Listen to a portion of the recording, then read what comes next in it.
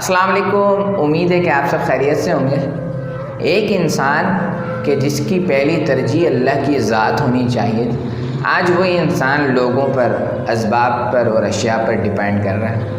ہماری زندگیوں میں کچھ لوگ ایسے ہوتے ہیں، چاہے وہ محرم رشتے ہی کیوں نہ ہو، جن سے بات کیے بغیر کچھ وقت بعد طلب محسوس ہو رہی ہوتی ہے، اور پھر وہ طلب گھبراہٹ کا روپ دھارتی ہے، اور پھر مسلسل ان کی طلب ہمارے ذہنی مسائل کا سبب بنتی ہے۔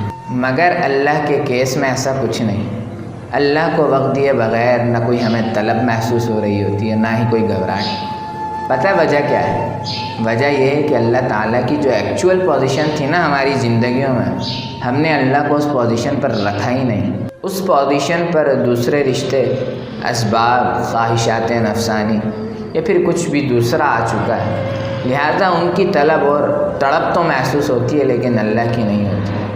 توحید کا تصور اب صرف چند رٹی رٹائی باتوں اور کتابوں میں لکھی ہوئی صرف تحریروں تک محدود ہو کر رہ گیا ہے۔ اللہ تعالیٰ ہمارے حال پر رحم فرمائے۔